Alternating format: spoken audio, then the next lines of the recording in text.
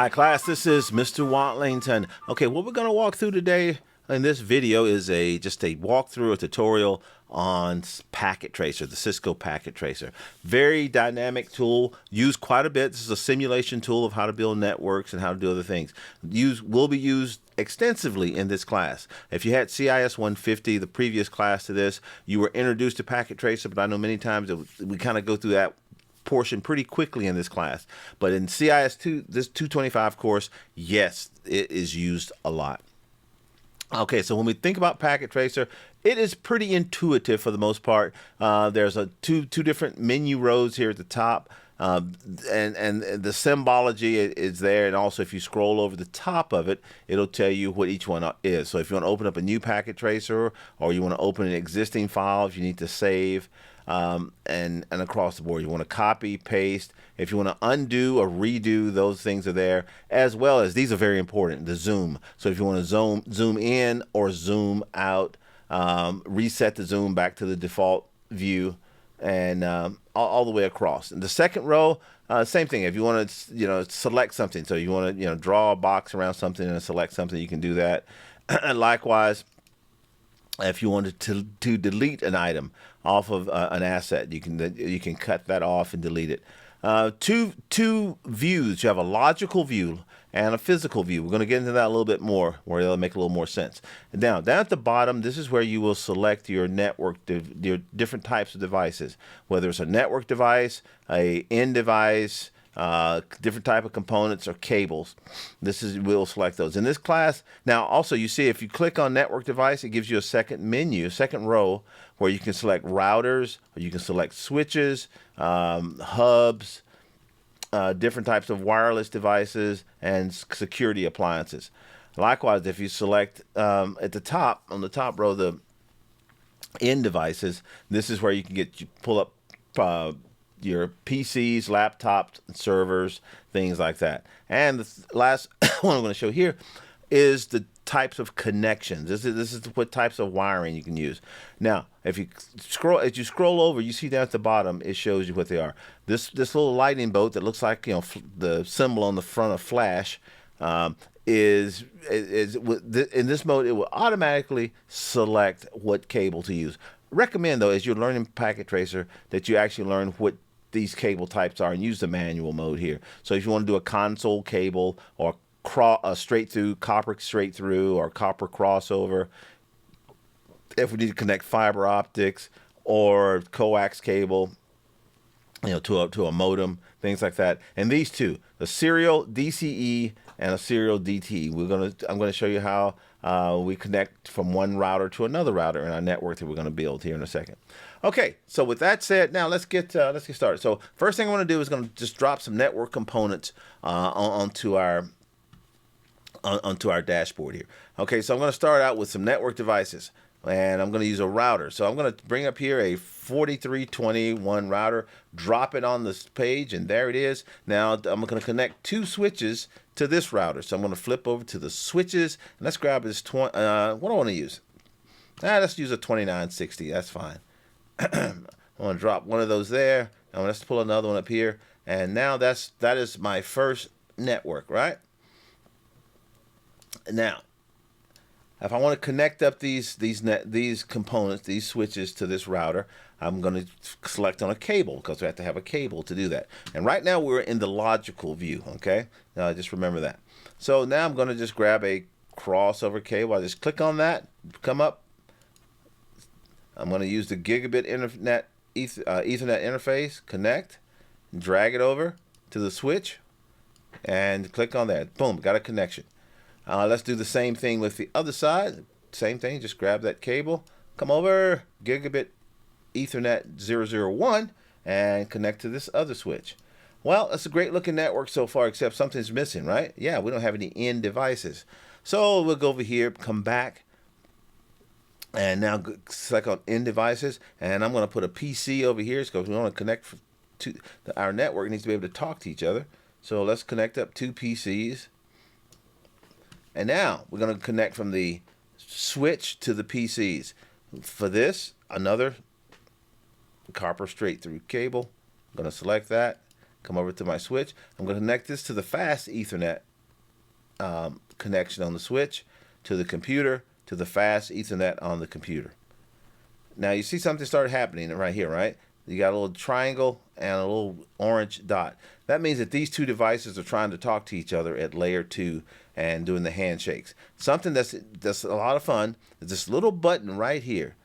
Okay, that's a fast forward button. When you click on that, it fast forwards in time and it forces that to speed up. So to speed up your operations within Packet Tracer, when you connect devices and you see those little orange balls, that means that they're trying to do a handshake. Just click on that fast forward in time and it'll instantly make all that stuff connect quickly. Okay, let's set another PC on here. Oh, sorry, I already got it there. All right, now we just have to find the cable, connect it. We get our copper straight through, and we're going to connect that one to the fast Ethernet over to the PC. Boom. There we go. So, and see my little orange dot? Let's hit that fast forward. These are greened up. These are not going to be green yet because we haven't set up the configurations in the router. But for the purpose of this video, we're not going to do that. Now, so you see something that just popped up there? Yes, you got it. So when we scroll over the top of a device, all you got to do is just scroll your mouse over and this pops up. It tells you what's connected, the status of the ports, the MAC address. It gives you all that information, whether it's the router. I can do the same thing with the switch. And you see where it shows you which ports on the switch have been connected. And you see fast Ethernet 01, it's up, meaning that now that switch is talking to this PC. And they're handshaked and they're locked in. However, nothing's going to work because we haven't configured any IP addresses. This is what you're going to learn how to do later on. But okay, so now that I've shown you how you can logically build a network. Well, we can do the same thing from a physical environment. So let's go to the physical. We're going to click on physical.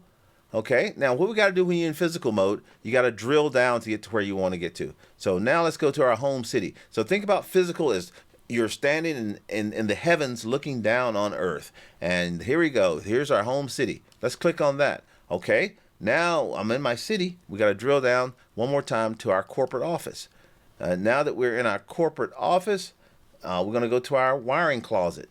And there we go. Now we've walked into the wiring closet. So what you see here is what we just, really what we just built. And let's blow that up a little bit.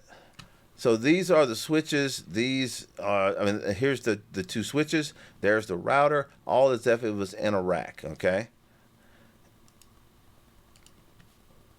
And now we can actually do the same thing if we wanted to.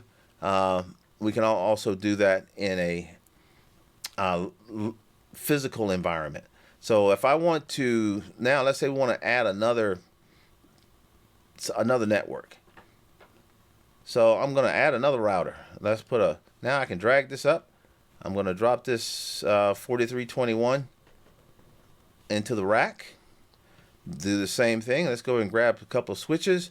I'm going to drop this switch in the rack, and let's drop a second switch into the rack, and let's get a couple of PCs, okay? So I'm going to grab a PC. We're going to bring that over.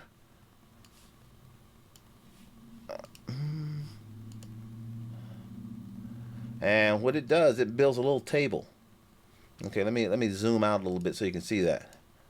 So what it does for you automatically, it's set these, because these PCs are sitting in the wiring closet. These, you see the PCs we connected before, they are sitting somewhere in a facility, right? In one of the rooms. So that's why you don't see those. But these that we're doing now, these are going to look as if they're actually sitting in the wiring closet itself. And I can drop a second one on here. So now what we can do is I can now go over and let's do the same wiring that we did before, but this is a physical view, and it's pretty much what you look like when you walk into a wiring closet, and that's what you're going to see. And it's more realism because you can probably imagine a wiring closet now. You've got cable running all over the place. So if we wired this whole thing up, yeah, you're going to have a lot of cable. All right, so now let's go and grab our cables again. And you see when you go into the physical mode, Now you see our cables look more like they're going to actually look. This is what these cables, these Ethernet cables would actually look like. They're still color coded. So that's a console cable. Here's our straight through. So now I want to connect. Let's go up a little bit bigger. One more time. There we go. So now you can actually see what you'd be plugging into. Here's our gigabit Ethernet interfaces, aux interfaces, console connection. There's a USB port, all on the back of this switch. So we're going to do the same thing. We want to connect up, and we'll grab a straight through. So this is 0, 0, 0 right there. Let's take that one, and we're going to plug it to the gigabit Ethernet interface on switch 2. There, see, made the connection. And let's do the same thing. We're going to connect 0, 0, 1 to gigabit internet interface 0, 1 on the second switch. So we've made that connection, you know, and now what we need to do, we probably have to zoom out again so we can kind of see it, is connect the switches to the routers. Same cable, we're going to grab that. Let's go to the first port, you know, on the router and scroll down, and we're going to connect that to PC2 right there. Here's our fast Ethernet. Got the connection made, and we're going to do the same thing. I'm just going to grab it, connect to PC2, go back up to the top, and that's going to go to the first port on switch there. And you see the little light start to blink, and that's what you would actually see on an actual switch if you're standing in the closet. So this is how we wired the same thing up in a physical environment. So if we take a logical view, now logically, it looks like it's all over the place, right? Because the way we connected it up, but we can just grab, if we want to make it look pretty, you know, we can still grab these and drag them and to the way we want it to go, to where it actually like it would make logical sense on a logical mapping as opposed to physical. So there we go. And if I go back to the physical view, see, you know, doesn't really change anything physically. Okay, so now one of the things that you're going to do in this class is connect two routers together. So let's say I have this network. Let's go back. Let's take a logical view. I have these two networks, right? These two local area networks. Now I want them to talk. I've got to connect these two routers together. This causes us to have to do something a little bit differently. And I think we're going to do this all from the physical view, okay? Let's go back to our physical view, where we see we've got two routers. Now, you see on each router, there's these two blank slots here, because right now these routers do not have the right interfaces to be able to connect to each other. Okay, for these two routers to talk to each other, router 0 and router 1, they need a serial interface. So what I'm going to do, I'm just going to click on that router, and now it takes you to this little view right here. So we got to find a card. This NIM-2T, that is a serial card. And you're just going to, well, missed a step. You got to turn your router off first before you make any changes. You know, that's just good maintenance practice. Turn the router off. Now I'm going to grab that card and drive it over here and drop it in place. Something else I'm going to do, because I don't like to have these bare holes on my router, I'm going to grab a NIM cover, and so I can cover up that second slot that's not being used. You just don't want an empty slot, you know, being opened up on your equipment like that. Okay, now we'll power that one back up, and while that one is powering up, we're going to do the same thing on router 1. I'm just gonna turn it off right here to hit the on-off switch. That's what that is right there. Click on it. I'll grab that NIM-2T, drop it in, and let's put a cover over that empty slot. Power that bad boy back up. And now you'll notice sometimes you have to wait a little bit, because when you turn this router off and turn it back on, as it's powering up, it's going through a boot sequence. So you really can't do a lot with it until it finishes booting up. So I've got both routers connected, configured. Now I can actually see, now I have some ports, serial ports. See these little guys? Those are serial ports, right? That I can connect these two routers together with. S0 and S1 on both of them. And if I scroll over this router now, you'll see that it does. It shows me that I have a serial 010 and a serial 011. So now I can connect them together, but I have to use a different type of cable. This is not an Ethernet cable like we had here before. Now we've got to go over to our serial DCE. So we're going to grab a serial DCE cable and go up. I'm going to connect S0 to the S0 on this router, router 0, and I'm going to connect it to S11 on the second router. So now I've actually connected those two routers together. And if I take a logical view, there, you see I've made that, that's the connection we just made. And here again, these are going to be red for right now. I'm just showing you the physical connections. As we get into week 2, week 3, this is where we're going to learn more about how to actually configure these network devices so that all of these will turn green. Okay, so I hope that helped you guys out. Oh, yes, and one other thing you're going to do within this class, let me just do one example real quick. Now, as you see, if in the logical environment with Packet Tracer, I can click on this router and I can configure it straight from this GUI, this using command line interface, or I can actually do it from this configuration. There are certain things you can do. Well, that's a little misleading, because as you can see from a physical view, there is no monitor or keyboard or anything else connected to this router to allow it to be able to do that. So what we have to do now, because I have a PC over here, and this PC has a monitor and keyboard and everything else attached to it. Excuse me.